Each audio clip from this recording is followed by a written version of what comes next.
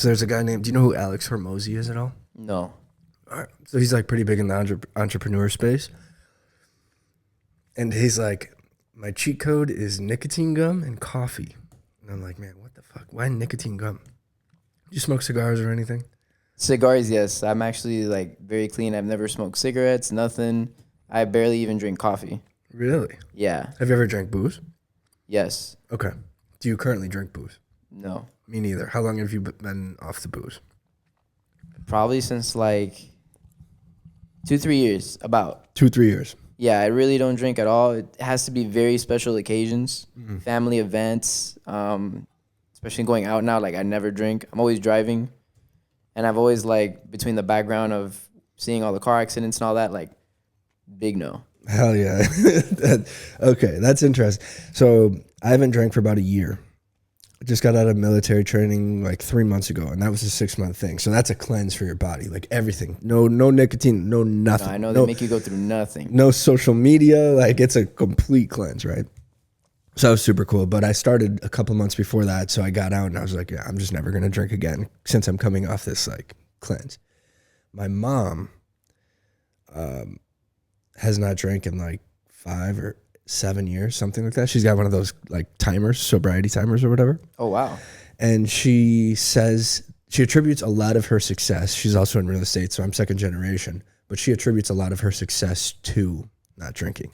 So every time I go out, it was like, Alec, you shouldn't be going out. You shouldn't drink, this, that. So finally, after hearing that enough times, I'm like, all right, you're right. And I always thought that I was going to stop drinking after college. I didn't graduate college. But when I was like 22, I was going to stop drinking, but it took me till 26. So. No, but that's pretty cool. If it makes you feel better, I didn't go to college. Right, man? But no, yeah, the drinking, I just never even like got accustomed to it, even when I was old enough to do it. I mean, I was in a Hispanic household. They gave you a beer way before 21. But even in the general sense, like I go out with my friends because all my friends do it. But I'm not the type at all. I'll take a juice or a soda, no matter how hard they banter me or try to get me to do it. At family events, because for my sister's birthday's coming up, they're probably gonna try to obviously to get me to take shots or drink, but I'll probably have a couple. But they really gotta like fight me for it. Yeah. They really gotta like put me on the spot or just make me do it, because it's not something that I find it. I don't need it to enjoy life. You know, I find many different methods of enjoying life, and sure, alcohol is a great way to have it sometimes, but it's not like my main focus when having fun. And I think it's always interesting too about, excuse me, people like respecting your opinion not to drink and not trying to force it on you. But then there's the friends that are like, no, drink. It's like, it's different. It's it's very pushed. Yeah, it's a very different dynamic too. Like, I don't know how to explain it. I'm getting over a cold. I think I was good like 2 days ago, but now my throat's a little groggy. No, it's also really early. It could be. Nah, it's not that, dude. The military had me waking up at 3 a.m. every goddamn day. That is true. That is true. I can roll on like 2 hours of sleep, but yeah, man. Okay, so interesting things there. What are some other, before we dive into the dancing side, like what are some other unique things about you like that? Because I think it is so uncommon for people not to drink that often, so it's cool. Yeah, no, I mean, I've never done drugs, period, as much as I've been around people that do it. And it's not that I don't have a problem with it. One of the reason why I don't do it is because of the household that I grew up in. And I also kept a promise to my mom. And due to her passing away and it being something like very touchy to me, it's one of those things that I always just kept. She passed away when I was a young age, at 18. And for me to, at that moment to just be like, for myself mainly, but also on her behalf, like to never do drugs. Drinking, she wouldn't never care about, but drinking is more like a personal thing. But as far as the drugs, I've never done anything. Wow. Never even been around the environment. My friends do it and I don't care. Obviously at legal preferences, but in the general sense, it's just nothing that I really emphasized on or wanted to push. And thankfully, I've always kept a lot of things to keep me distracted in life, like between the dancing, hobbies, video games, staying home all night. What video games do you play? I don't play anymore. Ever since I've been trying to take this like whole salsa thing seriously, it's like I spent $3,000 on a computer for what? For nothing. for nothing. It's just sitting there. And parts even need to be replaced. Like the GPU is old fat. Like it was good like 4 years ago. Now it's like all this fancy tech came out and I'm sitting there like, it's not even worth it. But growing up, played a lot of Call of Duty every night. Did you play League of Legends at all? You know, it's funny you say that. That's my sister's favorite game. I play it with them. I play it with them, but maybe like 1 or 2 games in, I'm already like, this is not it. The crazy shit about League is like 40 minutes a game. Exactly. No, depending on the game. We've sat there, and the worst part is you're losing. You're sitting there for 45, 46 minutes, and you're lost, and you're like, what did I just spend almost an hour doing with my life? I love League of Legends like so much, bro. They do it too much. I play it with them just to like enjoy moments with my sister and her boyfriend. Like we have a whole gang that plays it. We get it on our group. We have a 5-stack. Hell yeah. Everything's fun in games. What position do you normally play? I normally play support or top. Support or top. I'm ADC or jungle. Yeah, I have a lot of fun with Nautilus. Nautilus, bro. Like the knockup. His ulti is crazy. And then I was that one guy that just swore I was good at Pyke. I just like bought skins and everything. I was like, I'm going to be good at this guy no matter what.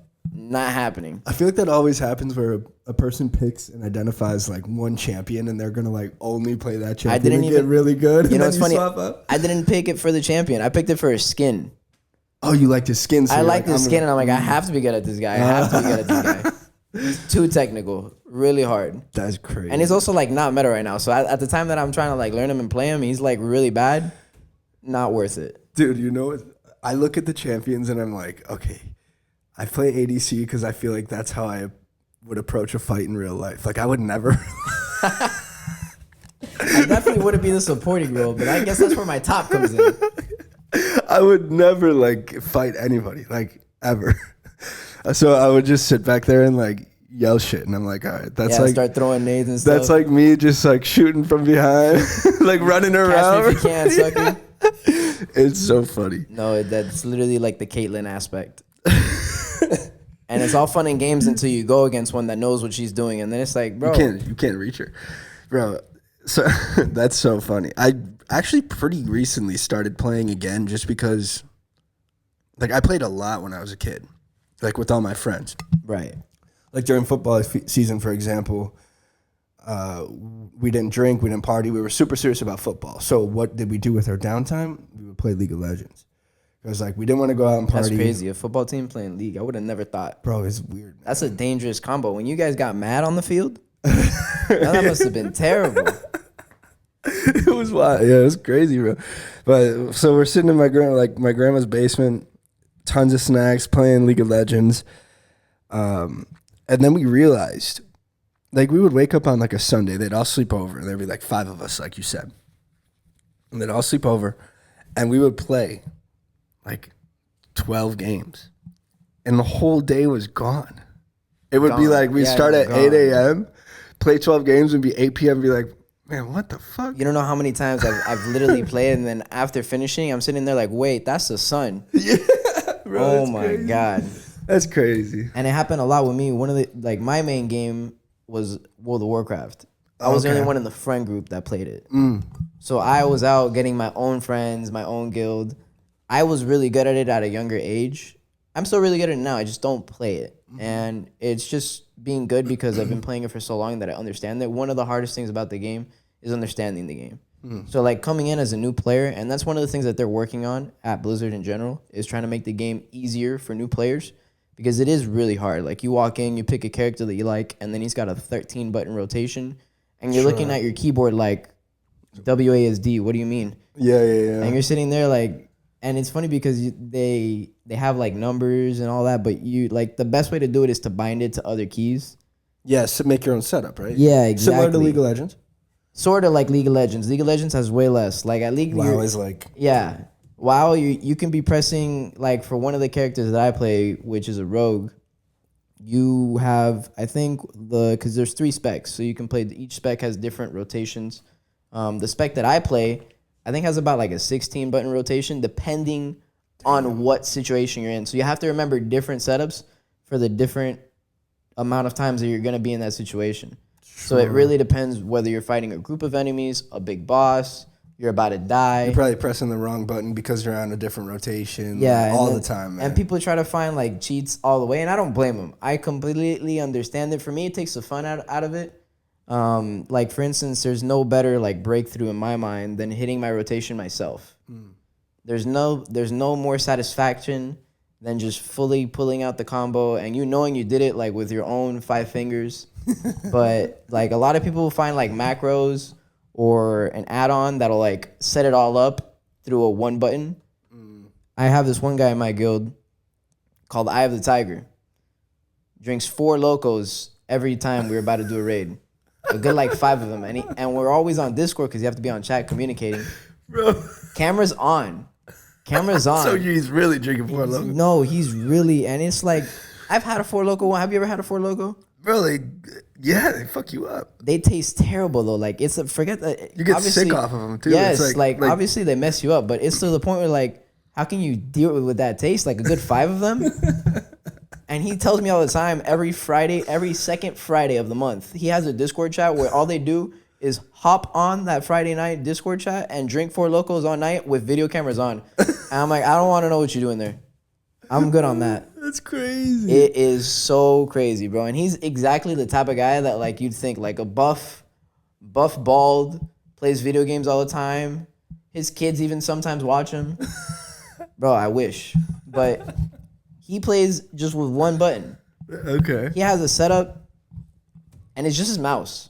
His keyboard's there, but just to move with WASD. His one button rotation is on his mouse because he has like one of those fancy mouses that have like buttons on the side. Yeah, like a ton of them, right? Like yeah. But 1 his, through 9 his or only whatever? has like 4. It's like a Razer one. Okay. And it's got like 2 on the side, 2 on the top, and then I think another one on the right side. But he's with his thumb just spamming it. And we always get mad at him because he uses one of these mics that sit on the table. Yeah. And you can just hear him clicking. You can just Click, hear him click, click, thumbing. click, Yeah, click, like click. And we're like, yo, mute your mic, bro. And he's like, my bad. And then That's he'll mute it, funny. but forget to turn it on. And we're talking to him, and he's talking to us, but we can't hear him. And then we open Discord chat, and we're like, dude, you're right there. Like, why aren't you talking to us? And he's like, oh, my bad. I had it muted. Dude, Bro, that's amazing. The struggles of online gaming, right? No, bro. But I feel like that's also like helped me a lot in life. I've learned a lot through online gaming between like relationships and trust factors more than in real life. Sure. Now let's head it the other direction because I think this brings up an interesting point. A lot of people would look at maybe the guy who's sitting there drinking 4 Locos playing video games as maybe not doing the right thing. Like you would think, like Yeah, why like wouldn't lost in life. Yeah, like what is he doing with his life? Yeah, like why wouldn't he go drink 4 Locos in person with his friends around? You know what I mean? Exactly. And I don't know, but I think this is kind of the direction that particularly, how old are you? I'm 24. You're 24, so I'm 27, so I got a couple years on you. My brother's younger at 16. I think as we progress through generations, it's going to become more and more Like that guy, bro. But in the general sense, like for him, he's 50. Damn. He's 50 something. Sure. He told us like maybe like 4 nights ago. Cause like I still play every now and then when I can. I just can't play all the time because I'm fully like dived into the salsa. So like I really don't play. I work all day. As soon as I get out of work, I drive to the studio. I'm there till 1 or 2 in the morning every day, Monday through Saturday, and then boom, on to like get home, shower, sleep, repeat. Yeah, sure. So I don't really play unless like for instance, today I would be playing, but we have an event today, so I'm not gonna play. I'm gonna be at the event. I'm gonna be there till 2, 3 in the morning. Maybe I'll take a Red Bull and I'll have some energy and I'll probably hop on for a bit. I still play because there's still like I'm very connected to my character and I still like to connect with my friends that I have through there. I have a lot of friends that I've known throughout the years that I still communicate with that I'll never meet. But it's just cool that I have that interaction with them, and I've been playing with them since I was like 12. Yeah. Because I've been playing the game since I was 12. With me knowing. I've been playing the game since 7, but at 7 years old, no clue what Dude, I was doing. grinding RuneScape when I was like 7. RuneScape was one of those games where I saw it, but like what got me into WoW, my best friend, Ramai, shout out Ramai, but his dad used to play, and he's used to be hardcore, like one of those hardcore, like peeing a cup through the pants type of guys. Like he was up all night playing. He used to stay over at his house a lot, and we'd watch him play. And I'd be like, I don't know what the fuck he's doing, but I want to do that. And when he was at work, and we were staying over, whether it was like the 2 week break or summer, when I was there for like 2 weeks straight. He'd go work in the day, we'd play a character. And we'd take turns every like 10 levels or so. So he'd come home and he'd have all these characters maxed out, everything. Obviously not with like good gear or anything of like good value, but it's the fact that he could just like had all this list because we used to just create characters and play for fun. And that's what got me slowly into it. I did that maybe for like 2 years, 3 years. I didn't play after that because I had no clue like how to get the game, and it was on a computer, let alone trying to convince my Hispanic parents to get me a computer. Yeah. I got a laptop. Bless up. That's it. I remember I was a kid. There was an MMO called Lego Universe for like Legos, and you had to play a month. You have to pay a monthly subscription, like WoW, but it was like $6. And trying to tell my mom like, yo, $6 every month. She was like, and what do you do? I was like, what do you like? Just for me to play a game? And she's like, for you to play a game, $6 every month. Get out of the house. Yeah, go make it yourself. Yeah, like what do you? And I'm sitting there like I'm 10, but okay. They don't even really. That generation doesn't really understand computers. It's just not. It's not around it, and that's why I understand the point. But back to what I was saying back to Eye of the Tiger being 50. Yeah, he has a wife, 2 kids, 3 dogs. Like for him, it's just work, and then at home with his family. Hear me out. He has everything he needs right there. So why get out of it? Get out. And in the general sense, he's also like, a lot of people don't become very well with socializing outside in society. And I've learned that a lot with salsa. I was one of those people. It took a lot with me in the beginning when I was learning to like open up really to like, oh shit, like this is social. I have to talk to these people. I have to interact with people every day. Because even when you're learning, we rotate. So like you're sitting, different human. different human. And if you're in a packed class, you're probably gonna see like 60 faces, and you're sitting there like everyone's gonna receive stuff differently. You got to kind of morph into what's gonna fit them. Yeah, so it was very difficult because we also live in a generation where that's not normalized. Like growing up, that wasn't normalized unless you're in school, because you wake up, go to school, you either practice if you did a sport, or you stayed in there longer if you were doing like economically more in school, and from there on you went home and repeat. And growing up with a Hispanic household, whoa, very difficult, especially in a Hispanic household. I had not too strict of parents. They were more strict on my little sister because she was a little girl. But I had 2 older siblings. I have 3 older siblings as well, but they're like way grown up at that point. Me and my little sister, between me and her, I had it a lot easier because I was a boy. And then in a general sense, they were very overprotective over the youngest and the youngest girl at that. So she was a girl and the youngest. Big difference, I feel like, of raising a son and a daughter. So, yeah. So it became easier as she got older. But obviously in the beginning, like, it's very hard. And I also understand it from a certain standpoint because I dated a girl one time that had a daughter, had a 1-year-old. And I guess that saying, like, really hit me. Like, you wouldn't understand until you have your own kid. And just being in that environment and then going out. And I wasn't, like, playing stepfather like that crazy. But it was in the general sense of, like, when we go out and I was with her, that was technically my role. Like, at any given moment, somebody got to step up to the plate because it isn't going to be her and that's her daughter. Mm-hmm. So if anything were to happen, like, that's my role now. So, like, I understood it more at that point, and I got it from, like, the parent standpoint, because it also is totally, like, different when you're looking at your child and it being, like, in a society outside in the real world, it being like a boy or a girl. Mm-hmm. You're going to look at that girl tremendously different than you are going to look at a boy. You know who Bradley is? I've heard of the name. So he has a podcast called Dropping Bombs, and he just posted something about, like, I've raised my daughters way differently than my sons, and it will forever be that way. Like, everybody 100%. Right now, like, it's kind of like a hot topic, I guess, that's being pushed on social media. But, dude, it's going to be so interesting once MetaQuest comes out, too, or, like, the VR goggles. The VR goggles. Bro, people are going to take vacations without leaving their home, because they can't afford it. They can't afford it. Right? So it's, like, we're just getting pushed more and more into our house and less socialization and all these things. Like, the human aspect of things is kind of dwindling. But it's so interesting finding that balance, I guess, between, like, online gaming, leaving your house, and just all these other different things. I don't know, man.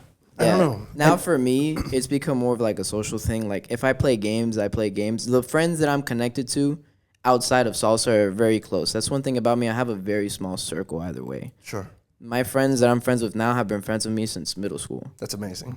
And I've kept the same 4 people in my life moving forward. 2 of them didn't even go to the same school as me. 2 of my best friends were Mai and Ivan. Ivan is a family friend. His parents were friends with my parents, and they brought him in since he were little. Him and my sister share the same birthday. They were born on the same day. They're 3 hours apart. They were even born in the same hospital. It's crazy. No, it was a funny story what my dad was telling me. But you said same birthday, same hospital, 3 hours apart. My sister came out 3 hours before him. That's wild. My mom was a stronger pusher, I guess. but was no. she doing squats and stuff before? Oh, birth? I don't know. I was like 2 at the time. I was probably at home with my grandma. That's crazy. Yeah, and my dad always tells me the story how it's funny because he's sitting there in the hallway just waiting and waiting. And then he looks and he sees his best friend. He's like, Ivan, what are you doing here? And he's like, my wife's giving birth. He's like, dude, what the heck? What? That's amazing. Why are both our wives giving birth? Like they both knew that they were pregnant, but not do at the same time. Yeah. But it's just a funny story. It's another thing of like I always look at stories like that to see how small the world really is. Yeah. And it really is like when you. One of the things that I like about it is, and I figured this out also at a younger age, through the guidance of like my parents and also like my dad specifically, between wanting to do something with his family business. He was always trying to like do his own thing. And one of the things that he always told me as a young age is, 1, show me your friends and I'll show you. So the people you surround yourself are the people that you're going to be. The 5 people, right? You're an average of the 5 people. Exactly. And then on top of that, you have to surround yourself work-wise, athletic-wise, whatever you're doing that you want to pursue. You have to surround yourself with people either above that degree or in the same degree as you. Preferably you're the lowest. Exactly. Right? 'Cause then you're going to be pulled up. Because then you're going to be pulled up. And that's one of the things on how it led to where I'm at now in salsa, because I want to take this all the way. I want to be a professional dancer, not to the degree of a performer, because you can compete, you can perform. I want to give something back to something that has given a lot to me. Sure. That's how I look at it. So Sure. I'm not looking to be the best dancer out there. It's more about creating an experience for myself and being the best that I can possibly be to my ability, and also just having a name out there that shows embracing cadence to the type of dance that we dance, because I truly love the style and the ethnic of it, and I studied it to the point where I die by it. Interesting. So it's something that I've carried on, and that specifically of like surrounding yourself with people that are in your degree or above is something that helped me propel on how much I really wanted to work. Dude, this last week, I was in New York, and I wish I haven't left Florida. you what? I haven't left Florida. You haven't left Florida, bro. I plan on with the salsa. These people though. So, do you know what a family office is? Yes. Okay, so I'm 2nd generation, but we don't have a family office yet.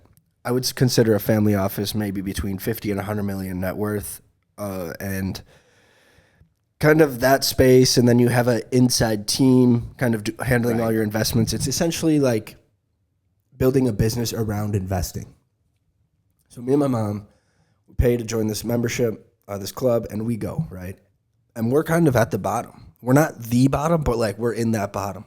It was the best fucking feeling ever, bro. Because the only way to go is up. Is up. You're getting pulled up. You're learning. Like I learned, man. There's this guy who taught me about art. But like the real reason that people invest in art, why art is what it is. Art is how it's manipulated. Yes. Like, bro, like so cool. I've seen people just flick paint on a wall and they're like $1 million. And I'm like, there's something I don't understand that I need to understand. He went to the, like this guy's, he got offered 30 million to purchase, to sell his dad's collection, and he was the son, and I kind of resonate with him because I'm 2nd generation, he's 2nd generation, so he really opened up to me, and it was just so cool. Like I learned so much. That alone was worth the $10,000 to go to this event. So it's like you're saying, average of 5, such a cool experience.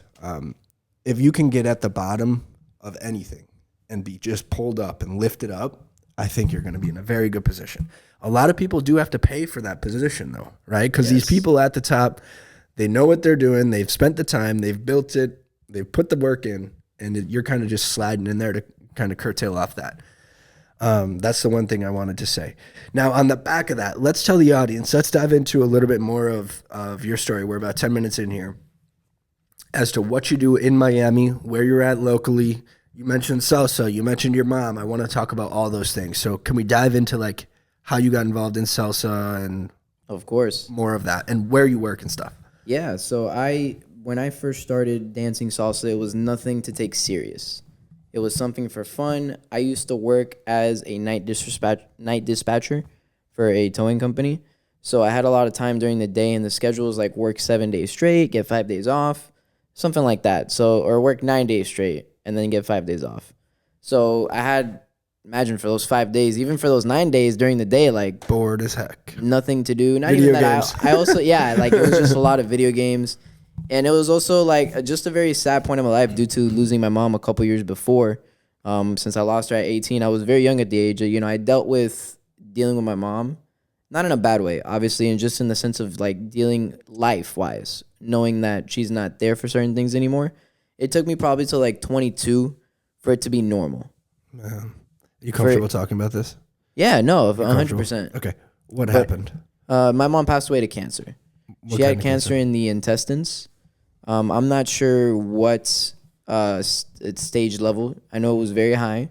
And it was one of those things where, like, also me and my sister were very young. I was 12. She dealt with it for 6 years. And when we found out was basically when she came home, no hair because of chemo. We knew something was wrong because there was a day where we all went to the hospital. And it was the next day. Like, imagine my parents didn't come home the night. And You're already like scared, like what's going no, on? not even. When we went in the morning, yes, we were like, what's going on, really? But during the night, we knew they went out to eat. And I guess my mom had like fainted or passed out. Something happened. I'm not too sure on the exact story of that. But the next day, we all went to the hospital. And I knew something was up when we stepped out of the car.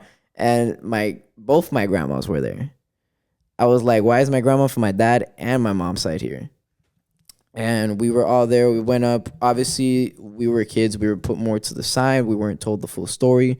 There was a point where the doctor came in and asked everybody to leave and only to have my grandma, my dad, and my mom in the room.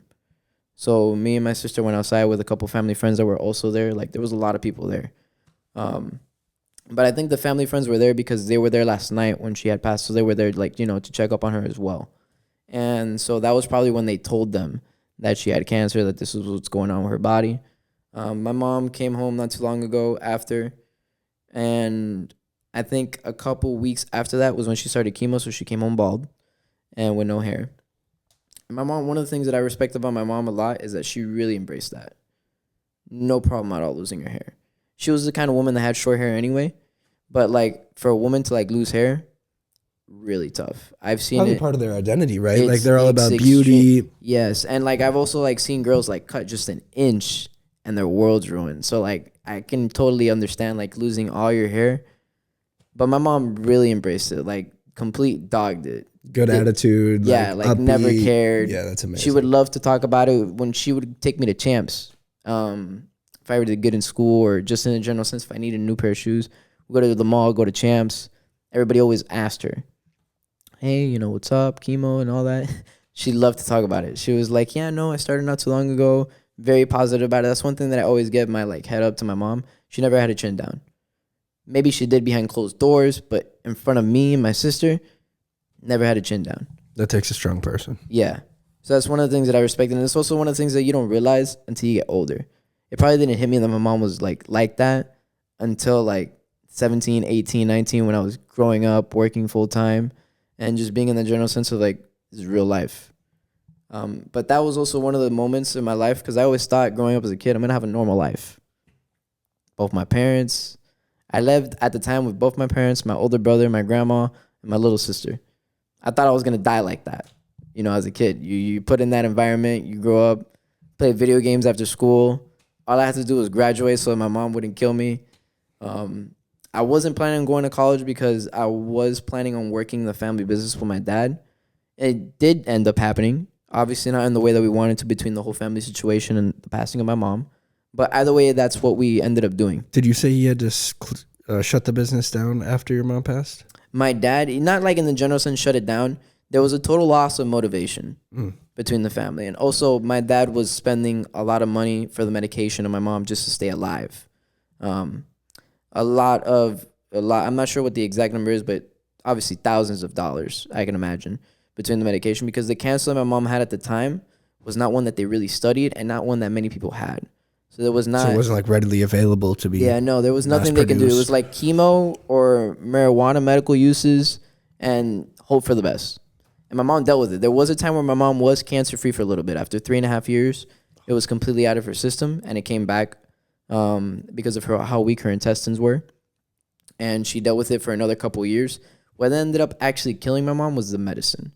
My mom didn't pass the cancer. There was a new medication that came out, and this medication completely stimulates and eliminates the cancer cells within the body. But at that point, her intestines were too weak. So it was a 50-50. So the doctors obviously gave them the choice. I don't know how the exact choice was made. I know only my dad and my mom were involved in the conversation.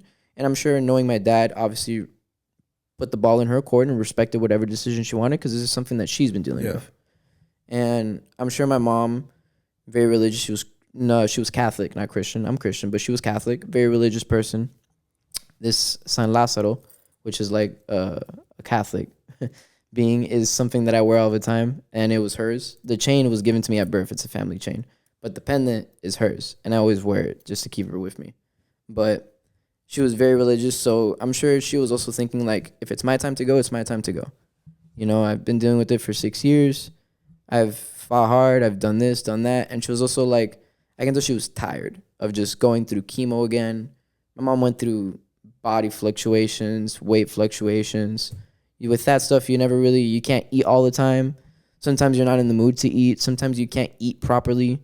Food had to be blended, soup, stuff like that. So she wasn't really getting her full enjoyment of life. She was living to live and also living for us, for me and my sister. One of the things that she wanted to do was fight long enough to see me and my sister graduate. She got one of those. She was able to see me graduate. Sadly, she did not make it to see my sister. Oh, what's the difference between you guys in age? 1.5 years. Year and a half, okay. Yeah, so I'm 2 years older than her early on in the year. Once October comes, she's 1.5 years, a year apart. But she didn't make it to that. Also, that was around the time of COVID. So, like, graduation from my sister was delayed out of the way. I think it would have been very tough to pull it off regardless because of, like, my mom's health situation at the time. Because it was hitting her hard that second time.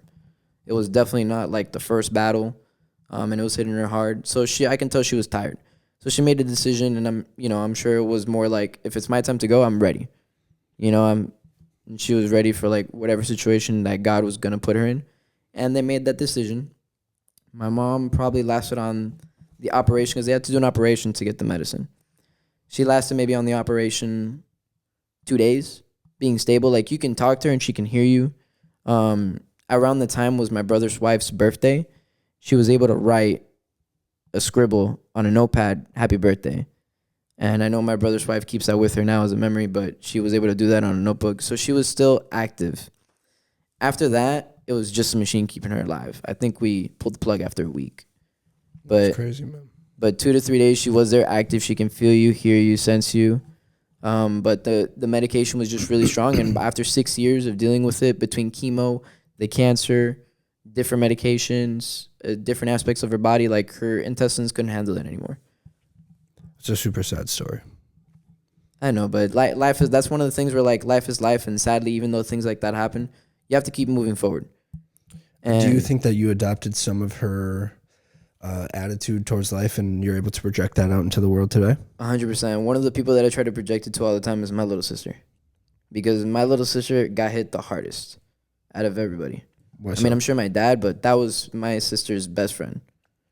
That was my sister's ride, literally. To take her to places. That was who put my sister in beauty pageants. That was who taught my sister how to do makeup, taught my sister how to dress, gave her the aspects. That was literally my sister's woman. Mm-hmm. That for me was my first love. My mom was my first love. I dreamed having somebody like my mom. My mom was there for my dad since the bottom. My mom came into my dad's life when my dad had my older brother and he was a little kid. And my dad used to, like, live in an apartment, live off of, like, microwavable foods. You know, this was back when he was working full time, trying to like make a living. My dad did really well for himself and grew in the company that he was training in, and eventually, obviously, tried to make his own. So my mom was literally from the bottom to the top of my dad. So, you know, to have a woman like that, and also for like my dad worked very, very hard, 13 hours a day, Monday through Saturday, sometimes Monday to Sunday. Vacations were very hard. Imagine we go to Disney World and he'd still be working, like over the phone. Couldn't go on the rides if the phone rings. They couldn't hear like the mummy screaming in the background. So like things like that, certain aspects like that. So growing up with that, once I got older, was one of the things where it really hit me. And obviously, you appreciate more once you know, because as a kid growing up, you don't really know. Mm-hmm. You don't really know until you're like put in the moment, or unless they obviously explain it to you. But you know, my parents definitely sacrificed a lot for us and the life we live. So that's like one of the things that I always try to like gratitude. And my sister obviously like picks up from the habits of our mom, and she's a very talented and smart woman. She's studying now to be a defense attorney. She wants to get into law and stuff. It's amazing. She's being a paralegal now for a law firm, and then studies on the side. Amazing, man. So I think there's some of the audience that is going to be able to connect with you off of certain situations like this, right? Like that's not something that I have in my life. I have both my parents, right? So thank you for shining light kind of on them. I'm sure you're going to be able to connect with a lot of people. Now, what, I guess, have you learned from this experience of losing your mom? And like, what are the big takeaways that you've been able to absorb? How has it changed your life? Are you comfortable diving into those things? Yeah, and I love that question. One of the things about me is I really got into religion once my mom passed. Just in the general sense of like wanting faith, wanting hope, like how am I gonna move forward in life with this? But in the general sense, like now I read the Bible every day. I try to get like a page in or two regardless, try to memorize it. I'm not the best at it, but I try. I go to church. I live up in Miramar. I used to go to Christ Fellowship, which is down south. They have a lot of branches, but they're mainly down south. I like going to that one. I go out of Cavalry because I could walk to it from my house. Sure. But really, really good church. I go every other Sunday that I can. I can't go every Sunday, but I try to go consistently. And in the general sense, one thing that has taught me from losing my mom is, and it also comes back to like religion and having love for people. Like one thing about Christians, we have love for people no matter what, but also in the aspect of treat people with love because you never know when they're gone. I never have any bad moments. I try to never have like fights or downbeats. Everything about me is positive because why focus on the negative? So I treat anybody with love, care, respect. My girl, I would love her to death every day because in the general sense, I don't know when would be the last day, whether mine or hers. Sure. So you can't go, in my opinion, you can't go out like that. Sure. So knowing between that happening with my mom, that's one of the things that I focus on is treating everybody with love, care, and respect because you don't know when it'll be their last day or your last day. Sure. Because at any time, gone. It seems that one commonality throughout everybody in life is that it typically takes an event, a big life-changing event, rock bottom, you can call it. A lot of people call it rock bottom, to make a ton of like realizations and or changes in their life. And I always find that interesting because different people learn various different things, right? And as unfortunate as that is, the struggle is what makes us who we are and how we overcome it and react to the world after this stuff happens, right?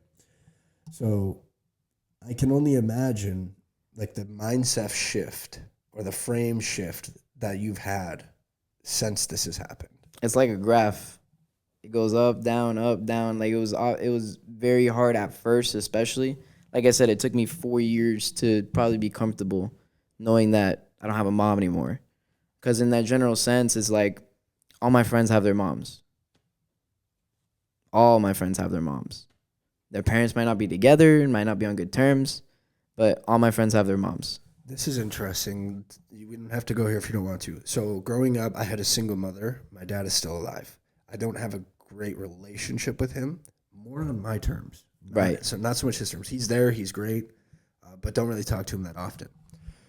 Do you have any insight to the difference of having a father but not a mother and the vice versa? Do you have any friends that don't have a dad but have a mother? Yeah, I have a friend that is, I don't know how on his exact terms with his dad, but I know his parents aren't together, and he's very close with his mom, and his mom has a boyfriend or a husband, and he's on very good terms with him, and he supports their family obviously really well. But I don't think he has a close relationship at all to his dad.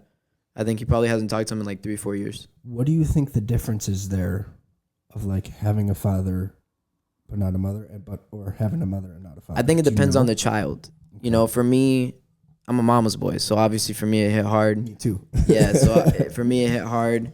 My sister was more of a daddy's girl, but that's also, I feel like it's supposed to be like that because the mom's nature more to the boys and the dad's nature more to the girls. So It's I like feel a like it's harder. biological- Yeah, it's harder when obviously it's hard either way, you know, but it's harder I feel like for a boy when losing a mom or for a girl when losing her dad, because you know they always say a dad's supposed to show you how you're supposed to be treated by another man, and then a mom's supposed to show her son how to treat a woman. And So you typically look for a woman that is like your mother. yes, So they in the say. general I aspect. find that true. Yeah. Yeah, for me right now, I mean, I obviously like, I don't think anybody would be like my mom, but I look for the good mindset. Sure. You know, I could care less of what position you're in life because everybody grows and everybody's trying to find their own way. And we also live in a very tough economic environment. It is extremely hard to just make money in today's society. And obviously, like, you can make money in plenty of different ways and working hard and doing it. But we also live in an economy right now where it's just odds are against you more than for you. But that's a whole different subject either way. In the general sense, though, it definitely is difficult. But for me, as long as you dance and you're chill and you have you have a goal, you have a goal in life. You know, if you want to do hair, be the best you can do at hair. Dream of opening your salon. Like, have a dream. I don't care how stupid that dream is because my dream is to be a professional dancer. Everybody in my family, they're probably thinking that's a stupid dream. Sure. So at the end of the day, it's just about your mindset, having a goal, and wanting to grow in that goal. Because at the end of the day, everybody's human and everybody wants to do something with their life. At the end of the day, just find what your purpose is. Sure. 100%. Okay, that makes sense. So let's segue out of that now. So let's dive back into kind of how this all entails you getting into dancing and where you work and all those things. Yeah, so like I said, I had a lot of free time, so I started going for fun. And I started at this school called Liquid Silver Salsa. Actually, when they were here, they were like 7 minutes from your house. Nice. They were off of 8th Street and 57th Avenue or 67th Avenue. Love that. Yeah, they were very close. The style was on one, so I wasn't learning the style that I do now. Explain on one for the audience because I know a lot of them aren't going to know. Yeah, I know so- you explained it to me behind the scenes, but So salsa goes through an 8 count. Realistically, the instruments don't do this. The instruments go up to a 4 count and they repeat. So when when a person's playing a piano or reading the sheet of paper for instruments, they go 1 2 3 4 1 2 3 4 and it repeats in that segment. For salsa, for the dancers period really, we put an 8 count to make it easier to understand. So rather of going 1 2 3 4 1 2 3 4, we put it in the aspect of 1 2 3 4 5 6 7 8 1 2 3 4 5 6 7 8, which is why you hear a lot of sometimes even like for dancers or choreographers, if you watch videos of behind the scenes, they're counting, they're yelling 8, they're going 3, they're making noises to the music if you're doing musicality. So there's a lot of different aspects to it. But in the general sense, that's what you're dancing to, that 8 count. You're listening to, and at first, that's one of the hardest things to learn. Because you have to, how to count, the rhythm to count, the rhythm to the count, rhythm to count. because there's a rhythm to it You got to be on beat with the music. which is Yes. the instrument, which is on a 4 4 count. count, which you're not gonna really focus on that. You're gonna always, because that's how we train our students. We don't even tell them there's a 4 count. I just know because I learned the instruments to the aspect of, I'm very big on like learning every little aspect To be So- the best. to not even to be the best, just to be knowledgeable. Because if you want to explain something or add it to your category, because I teach, so I don't want to teach something that I don't know about.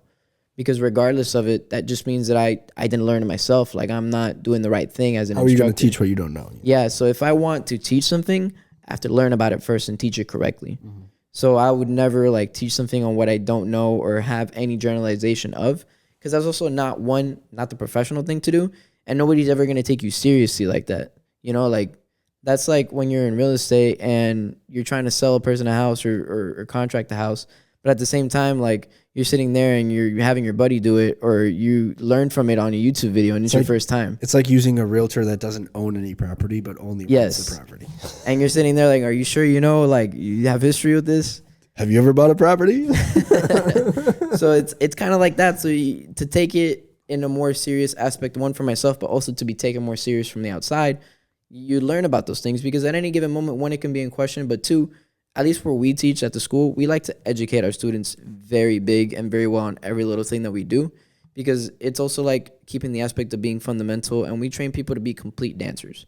One thing about us is it's not just about the salsa. It's there. It's what we categorize and what we mainly do. But one thing that I love about my coach and my mentor, Alex, who's the owner of the place, is he's not just focused on that. He's got much bigger ideas, much bigger things in his head, because you got to be one different. You got to change as the times change. And at the same time, you got to do things right and 100%. Like, people are going to look at it. Because when we're out there and we're explaining things, like, it's also his name and the company's name out there. And I've gotten very invested in the company and the dance school in general. So I want it to grow. And me being now, whether like a second hand, because I'm his right-hand man. So me being that kind of department or degree to that, I don't need to be seen wrong or wrongfully in any way. For his sake, for my sake, also for like the sake of my career. So I learn about it just to when explaining it, and also to just know it and be right about it. Sure. Because I don't want to be wrong or be put in a situation where I look wrong. It's also just a bad thing, a bad image. 100%. And I've also seen it. So I've seen it happen to other people, other instructors. So it's like, I'm good. I won't do it. But 100%. But there's the 8 count, and you're dancing to the rhythm of the music. The rhythm of the music, it's going to tell you. One thing that's very hard to learn in the beginning is the music is speaking to you. There are a lot of times where the count changes. So there's 4 different arithmetics that we do in our style.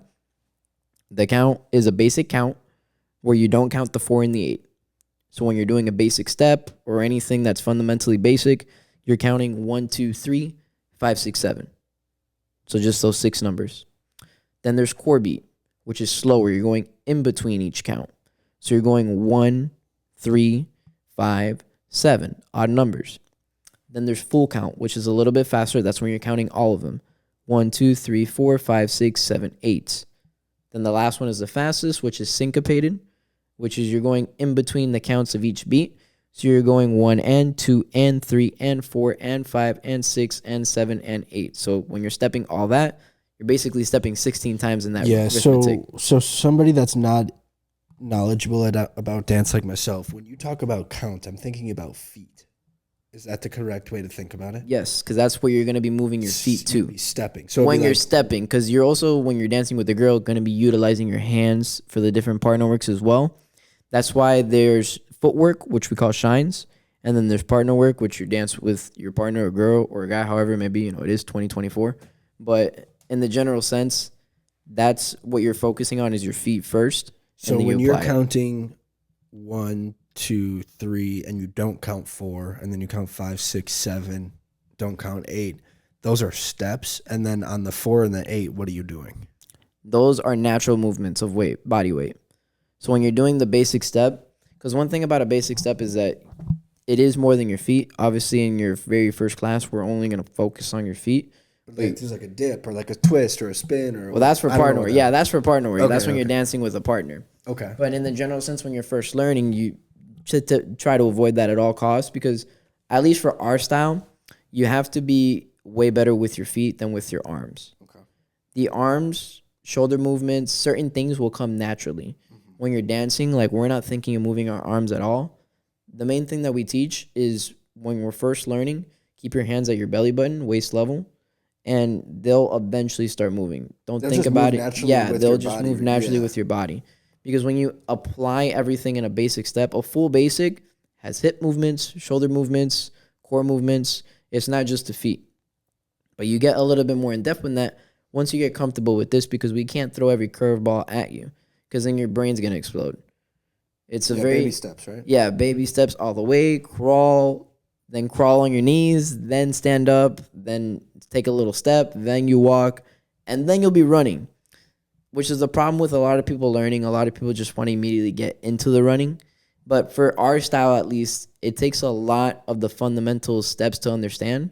And a lot of people just don't want to commit to that. And I get it. You know, some people want to dance for fun. Take from I've never done this walking in the door to being like running, quote unquote? It depends. How long do you think that takes on average? That depends on the person. You know, everybody tries to use me as an example in our community. And I don't like it because I also was very addicted. I completely fell in love and I needed an escape from my reality. You know how much sheer hours you put into studying, it was dancing. It was like 9 hours a job. day. Yeah. It was 9 hours a day. As soon as like I got out of work, I used to never really. I don't now. I'm off of 3 hours of sleep normally. We were out dancing last night. You know, it's just some of the things. Practicing as well. I practiced for 2 hours with my coach, and then we went out dancing for 3-4 hours. Got home, woke up, got dressed. Here now, rinse and repeat. It's just another day in the office. But when I first started, to get to running, because the thing about people that understand what running really is, to get to running probably took me a year and a half. Wow. To get to running. Of 9 hour days. Yeah, nobody wants to put in that time commitment. Yeah. Because it's also just to the degree that I wanted. I probably was like 8 months to a year in where I was like, I'm going to take this a little bit more serious. And then after that year, my second year, because I've only been dancing for 3 total, 2 on the style that I know now, and then 1 when it was just for fun. So after that first year for fun, I got introduced to all these different things, saw like the world really. And then started learning about what we dance now, which is onto New York style mambo, which was created in late 1900s, 1960s or 80s, I think, by a guy named Eddie Torres Sr. His son dances as one of Eddie Torres Jr., who's also one of the coaches that I've had a blessing to like learn from. Never in person. That's one of my dreams, to meet him in person, because he kind of like him and this other instructor called Adolfo created like my love for this type of style of dance. Where does he teach, or where is he located? New York. I was gonna say I was just at the Broadway shows.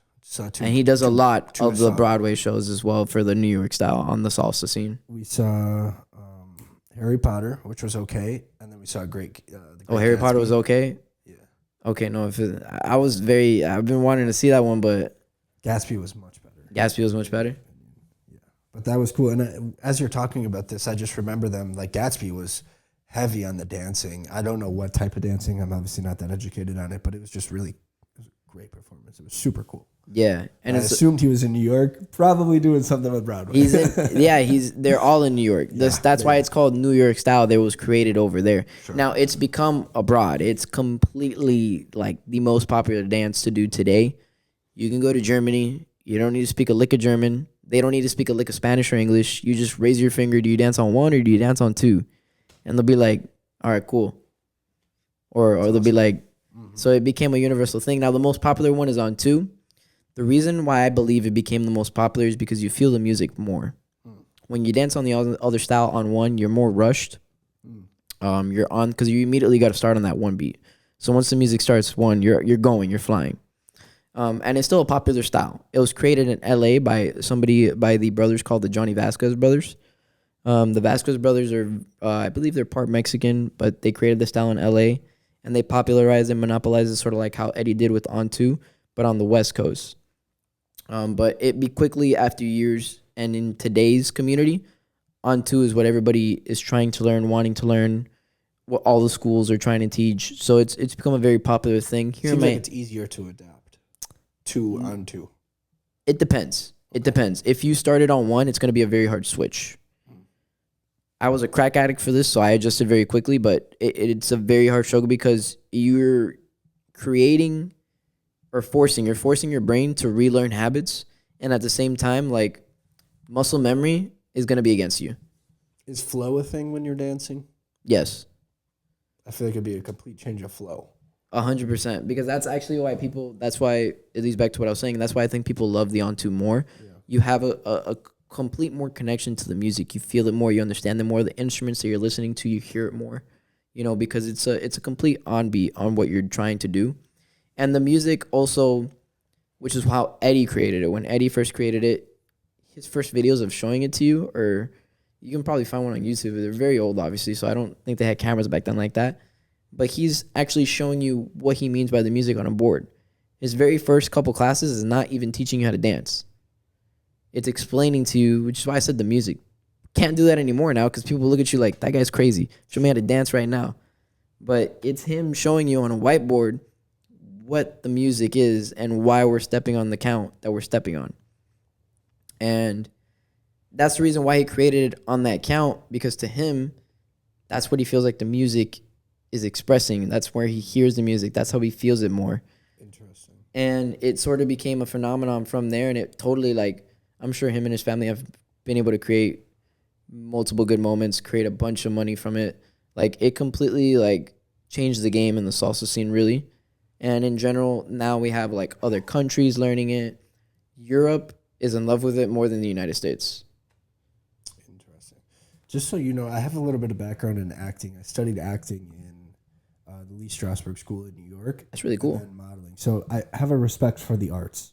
Yeah. That I don't know if a lot of other people have, but I kind of understand. I never got into dancing, but I'm like absorbing and taking in what you're saying here. So yeah, and really, that's why also it kind of like takes a lot. That's why I understand. Like, I always tell people, like, because, like, for instance, Cuban style casino, rueda, a lot of people love it. Hispanic parents make all their kids do it.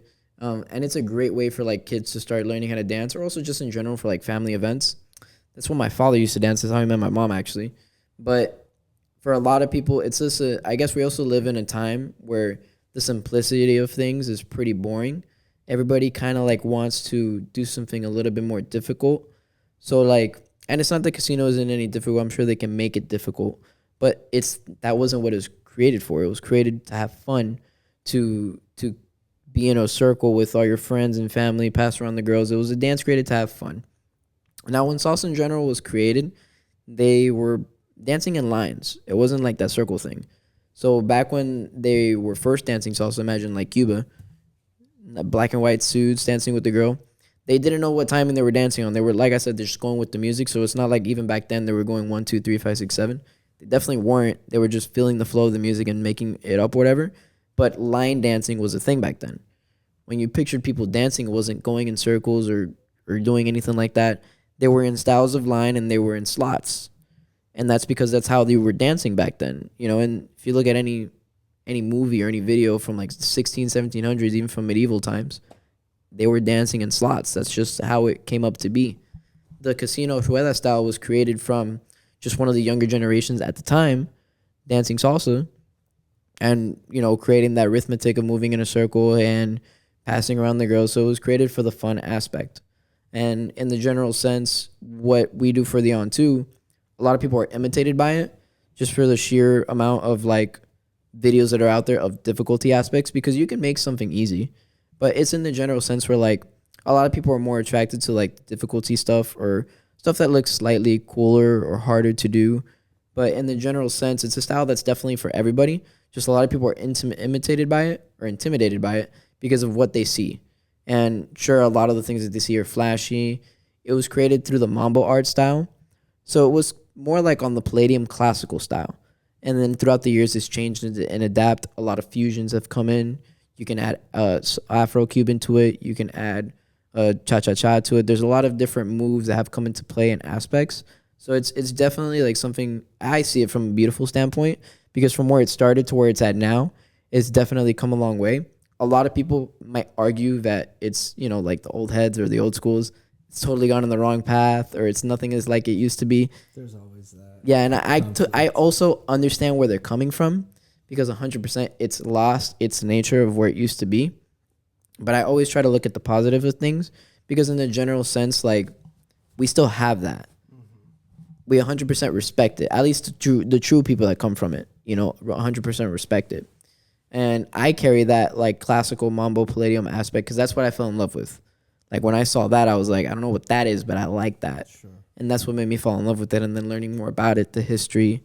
So in the general sense, it's really how it came up to be. And I think it's heading in a positive nature.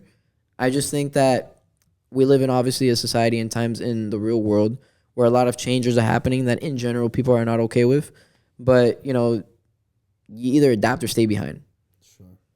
This brings up an interesting point. I think 3 days ago I watched this Netflix documentary called Dancing for the Devil.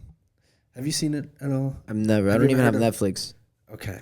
Have you heard of 7M? It's like a dance management company. Management company? Have you heard of them? I've heard of them. Okay, so Dancing with the Devil is on 7M, which is the Shekiah Church, which is these two twins or sisters were from Detroit, were like wrapped in, and their daughter is still lost in that church, and like she's basically getting all of the money she's making is going towards the guy who owns the church. There's been a couple of people that came out about sexual assault allegations and abuse allegations.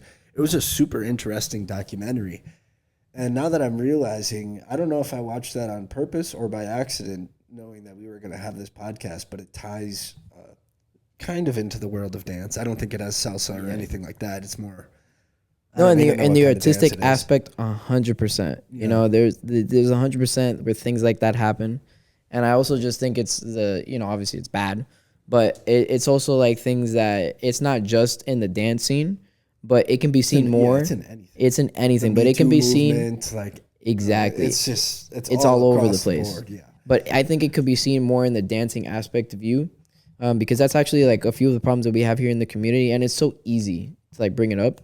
You know, you're especially as like a male artist, completely can devour your career if like anything like that comes out. God forbid if it's even true. Like sexual assault stuff. All that, or treating students bad, or abusiveness. It doesn't even have to be sexual assaults, because we also live in a time where like all that is not okay right now at all. Like it's coming out, yeah, man. Like society is changing. It's changing. People are being exposed left, right, center. So all that like. At any given moment could like flick left, and obviously like even in our community we've had times where like a lot of that has come out for some big artists, but obviously a lot of people have had their back, and in the general sense a lot of people are also strong on not guilty until proven guilty, so that aspect has also helped out a lot. But there's been a lot of political environments within that, even in the dance community period.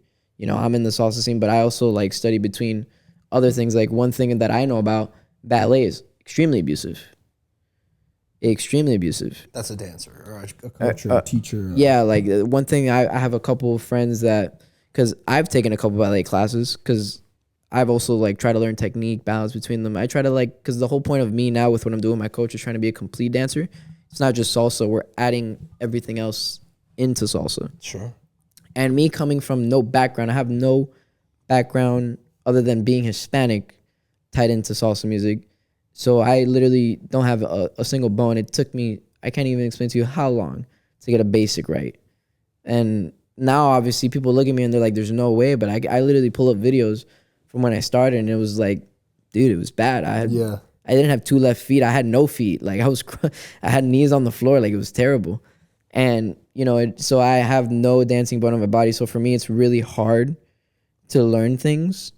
Also because of my ADHD, so if I'm not interested in it, completely flies over my head. But I'm doing it because for the sake of my career, and also to better myself. So even though I'm not interested in ballet, I'm interested in the aspect of bettering myself. So I push myself to do it. Did you work with the teacher or mentor that you talked about that is abusive or really hard on people? Or no, it's just in the general sense of what I hear within the community, because it became friends with a couple people that do ballet. And also a lot of the girls there are very under a lot of stress. Under a lot, like ballet is the most stressful. Like I've seen ballet teams get ready for like just a performance, not even a competition. My God. Why is that the case? Like, why is there so much stress in them? Why are they so, I guess, under the microscope? I think it comes up from the culture that is embedded throughout that type of dance. When you go to New York, one thing that's funny that you brought up on Broadway, they don't take salsa dancers serious. Contemporary ballet, like those are the gods of dancing. And we do things just as difficult as them, but under Broadway, we're not at all looked at. I would assume that that's a culture thing, right? It is. Because New York is more European than Western than anything. Yeah. But it's 100% a culture thing. And also it's a but factor. Down here, it's obviously very prominent considering all the Central America, Cubans, Mexicans. And down here, you just get those instructors that still live by that culture because they probably train there or were trained in that way. Because the one thing that, no matter where you're at, when you're learning the dance, you're learning the culture.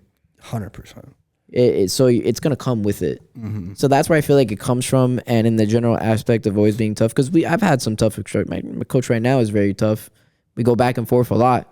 But in the general sense, never to a degree of being abusive or being terrible. And I always hear of like the starving artist, right? Like there's a dancer that's in ballet, even performing on Broadway or whatever, and they're still making $0. $0. That's for anything. My coach tells stories about that all the time. You know, he used to go to events and pray for somebody to feed him. Sure. Because he just had to get the performance, grow his name. They gave him the hotel, but they didn't pay him. They just flew him out, you know, more like a trade-off rather than being paid. And it's also one of those things where like it's very hard.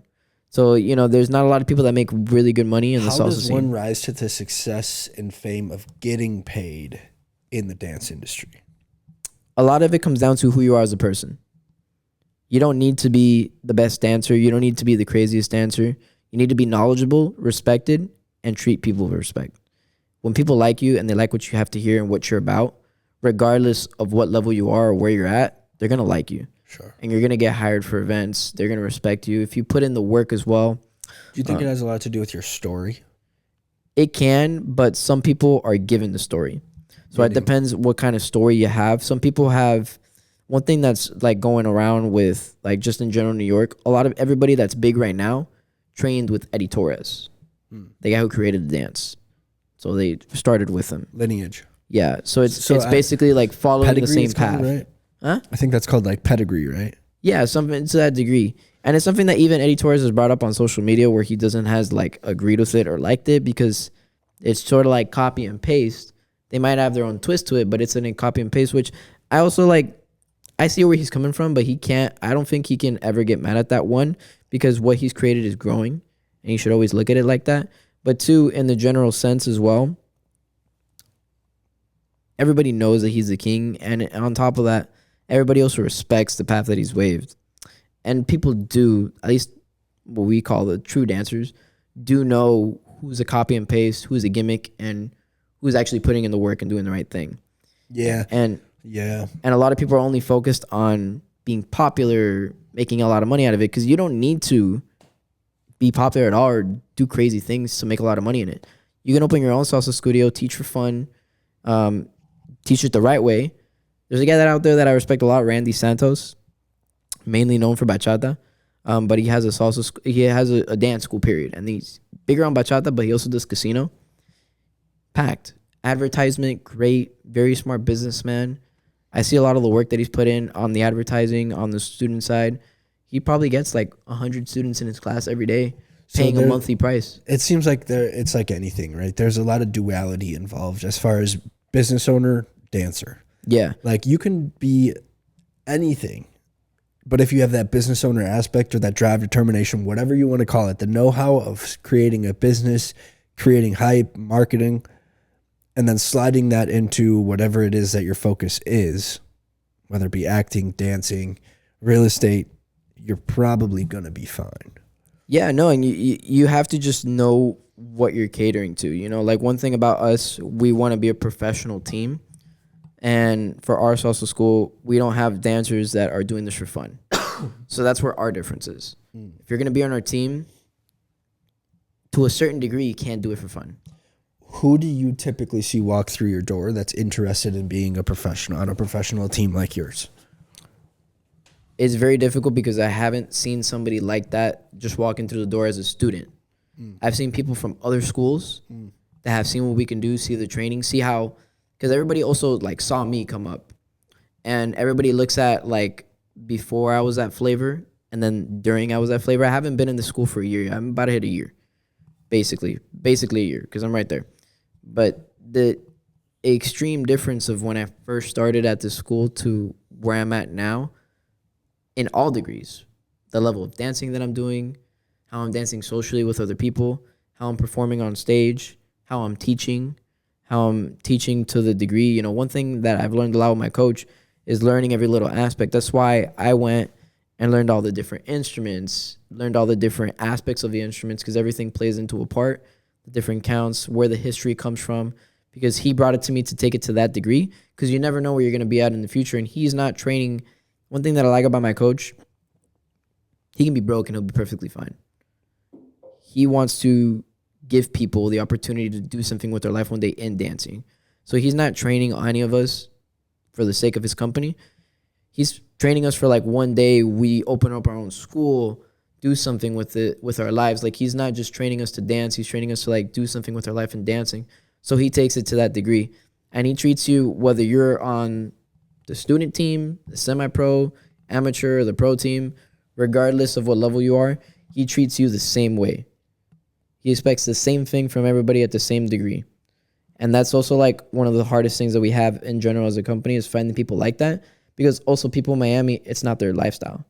The culture in Miami is about having fun, going out at night, like escaping life, rather than finding a pathway of escaping life by doing something seriously. Yeah, let's dive into that a little bit, because you mentioned you have an electrician guy that's super interested, comes to you all the time. Like, what other professions are you seeing jump into this kind of as like an outlet or an escape from their day-to-day? Or maybe instead of playing video games like we do or we have in the past, now you're dancing, for example, right? So it's just an outlet and an escape. Like, what professions do you see walk through the door? All of them, from a painter to a doctor to a psychiatrist, a physical therapist.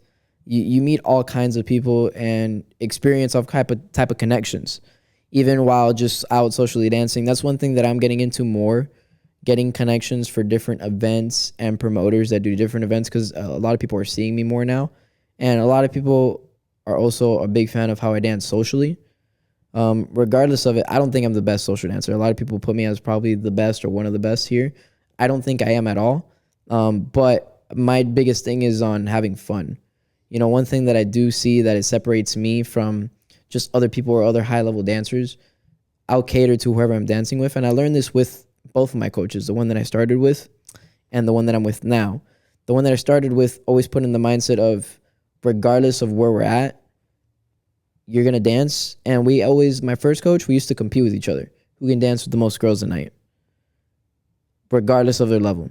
Because what makes you better is understanding how to cater to that level. If I'm dancing with a beginner, okay, I'm going to be a beginner. Empathy, right? Yeah, I'm going to be a beginner. If I'm dancing with an intermediate, I'm going to be an intermediate. Maybe like you can test them a little bit, do something they're not used to, see if they catch it or pick it up. Because at the end of the day, everybody's there to have fun. You know, that's why it's called a social. It's a social aspect. Meeting new people, dancing, having fun. So nobody wants to be taught on the spot. Nobody wants to have a coach at the moment. So, you know, you kind of always have to cater to that. And you always have to know where you're dancing. It's become a different level for me because I'm no longer doing it for fun. A lot of the times I'll dance with my students and I'll test them purposely. If I dance with somebody that's on our team, I'll throw in something that's in a routine that we're doing just to see if they'll pick it up, social dancing, you know, like homework aspects. So I kind of cater to a certain degree, but I'll dance with anybody. I'll go out social dancing. It can be a slot of like 50 beginners. I'll dance with all 50 beginners. It can be a slot of like 10 grandmas. I'll dance with all the grandmas. Those are actually my favorite dances. You do one thing and they're like, you're a pro. And I'm like, you stop it. It was just a spin. She's like, do it again. I'll spin. So like, you know, it's awesome. The general aspect of having fun. Now there are moments, obviously you can show out, you know, we go out to events. You can see it on my Instagram where they put a camera on your face.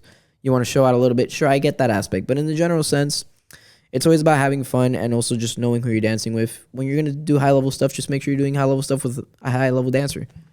You mentioned something interesting. So grandma's thinking that you're the best dancer for one little thing, right? Do you think that as we progress and as technology evolves, I feel like dancing becomes more and more minimized? Like back in the day, there was no TV, television, phone, so everybody was out dancing. That's how you met your significant other, whatever the case may be. Where do you see things heading in the dance world as a result of everything that's kind of being pushed out into society as far as technology, generations, everything? Well, I think we're in a very good spot. I think technology is going to help dancing a lot more than than down it. Realistically, we're in a point where one thing about us as human, it always comes back to the human nature. People love seeing growth in themselves.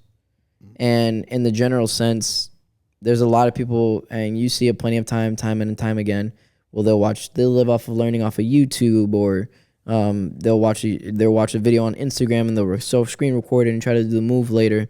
In the general sense, there's a satisfactory rate of doing it yourself. So there's still going to be people that go out dancing socially, doing all these type of things and events at night.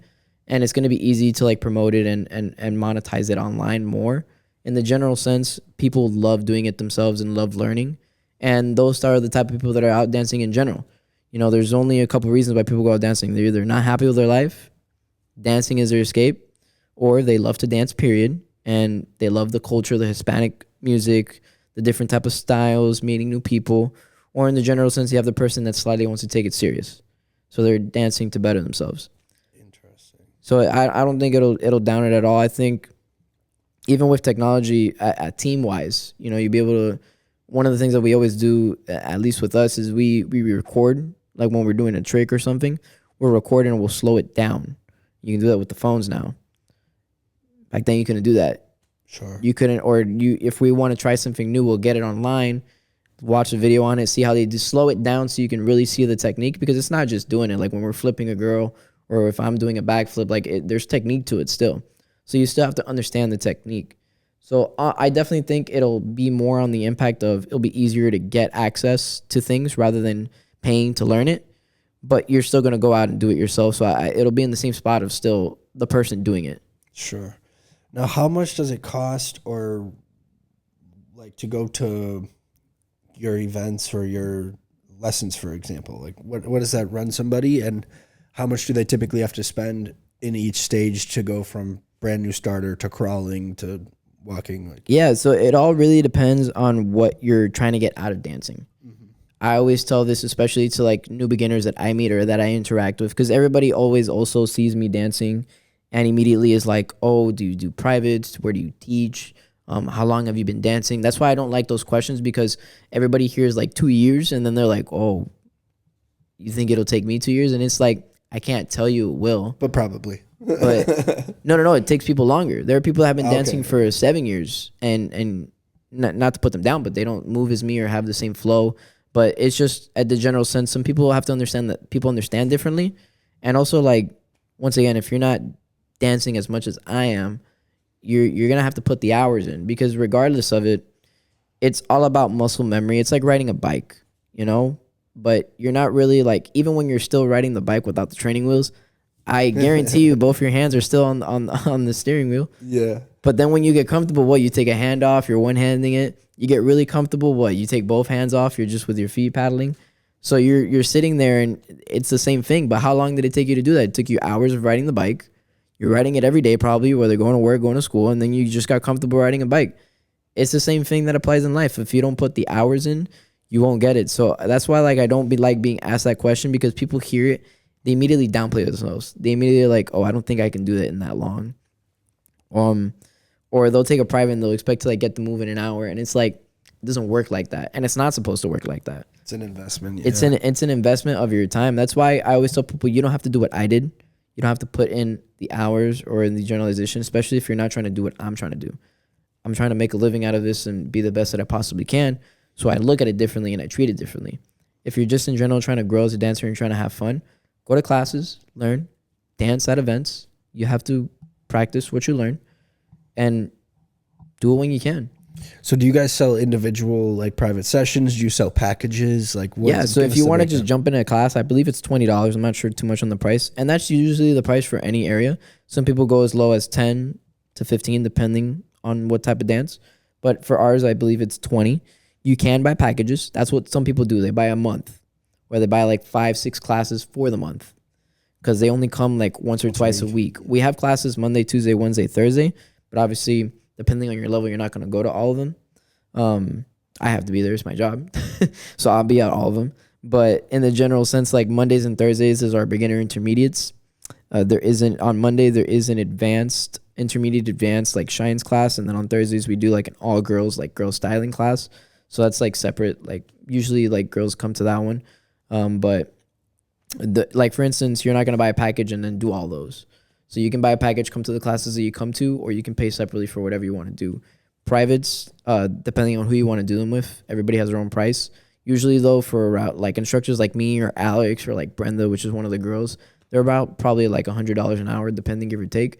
Those are more for people that are either not getting a move and they really want to get it, or in the general sense, they're looking to put in that extra hour, that extra development outside. A lot of people that I have given privates to are people that are trying to fix something. That's one of the things also that I also like tell people, like if you're just trying to get a private for a turn pattern, it's not worth it. You know, depending on what type of turn pattern it is. But like I've had guys that have come up to me, can I get spinning drills, spinning techniques? And that's what we work on for the hour. And it's not to get them to get to spin better for that hour. They're not. It takes a lot of practice. But it's to show them drills, things they can work on while doing it, what to look at when doing it right.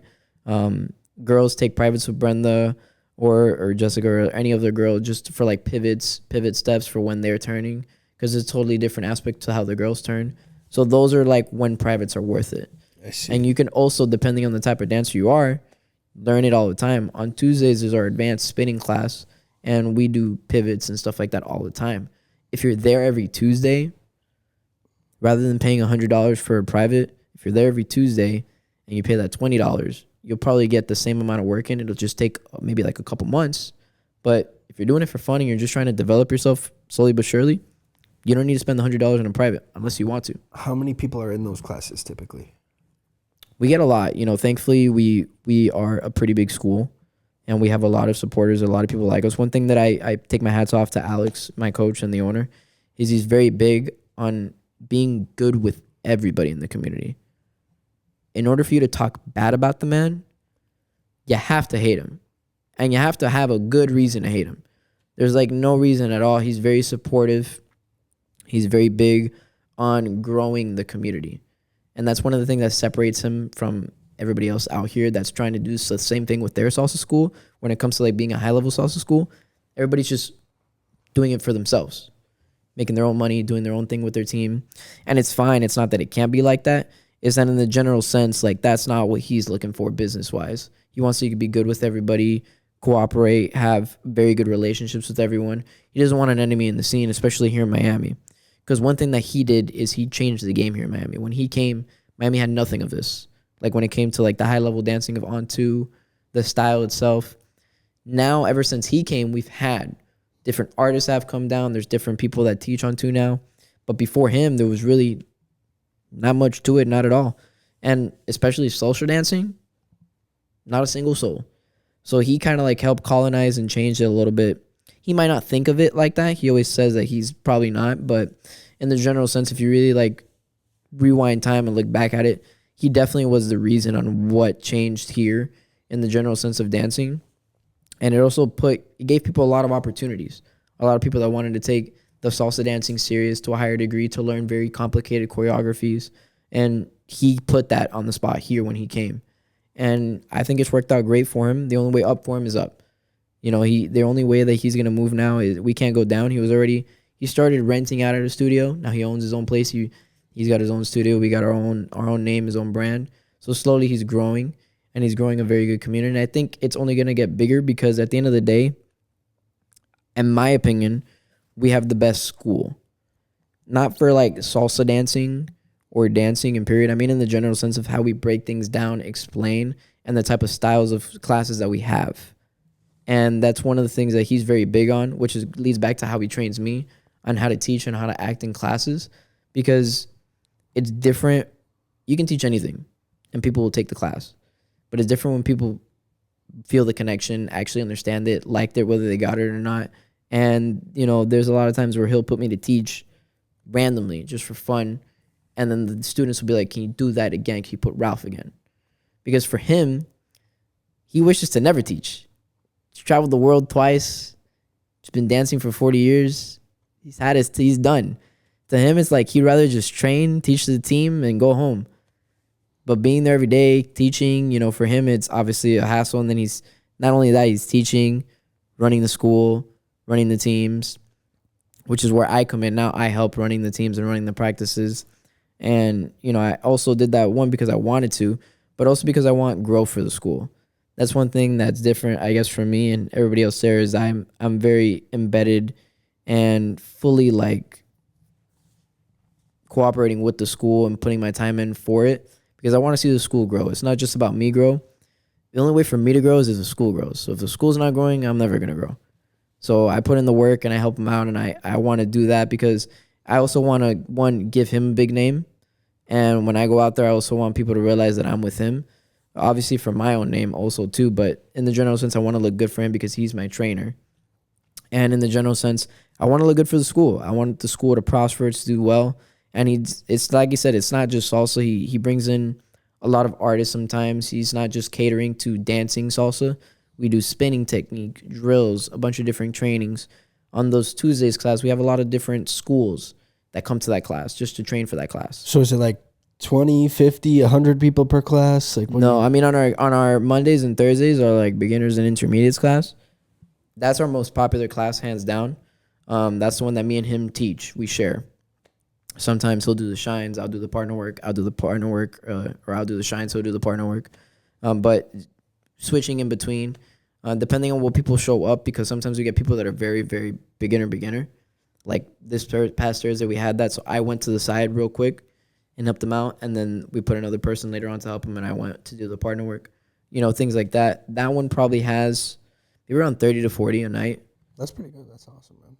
And That's super cool. it would be like for him, if people weren't scared or intimidated of the style of dance more, he'd have a lot more people. Sure. There are more political reasons than that one specifically, but his school would be a lot bigger if people weren't intimidated by the dance and scared more.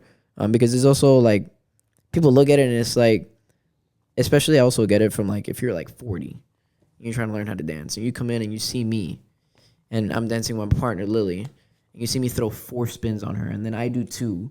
And then I toss the hand, and then I throw it over her, and then you're gonna look at that, and you're gonna be like, "I'm not doing that." Mm-hmm. So I also get it, but it doesn't need to be like that. Sure. You know, he probably just saw the wrong video or came in at the wrong time because we have much easier things. Sure. But it's just, you know, it's definitely something that is catering to, and I think he's doing a great thing. We have a great community there. He's got very big supporters, and people respect him just off the history that he's gotten. You know, he's got a very big name in the community.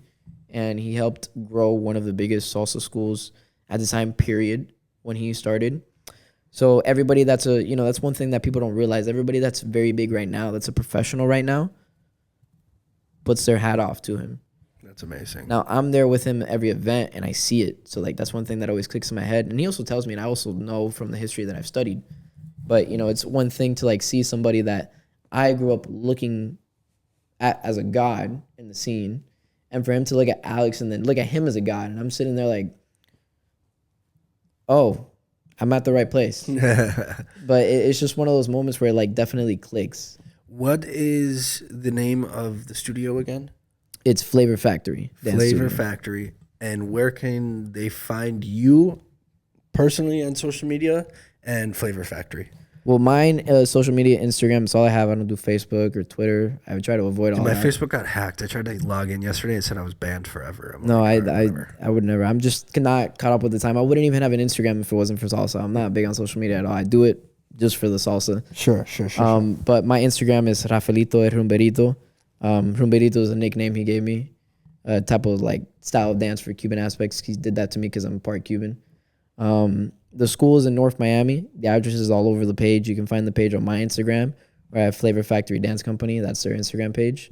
And yeah, if you're ever looking to dance, have fun, or just learn a new style, you can pop out Mondays and Thursdays if you're a beginner. You can look at the schedule. It's online as well as on our page, and you can see other different classes. Wednesday, we do Afro-Cuban with Ariel. Very big on that. Love that guy. Very good energy, but that's what it's about, and that it's all about having fun and moving forward and catering to the type of people that we get. That's awesome. If there's are there any last things or anything else you want to share that we didn't get the opportunity to share? No, I mean, unless you have any questions or anything. I think I'm good, man. I learned a lot, and I appreciate you coming on. Like I said, it's cool to kind of dive into your mind for somebody that doesn't understand dance that well. Seen a little bit about it, but it's cool for you to explain those counts and what you do, how different people can jump in and get started. So no, and there's a bunch of different variations. I appreciate you for having me. This was a total blast. You know, it was very fun, and thanks for the opportunity again. Absolutely. Thanks for coming on. No, always, my brother. Bye.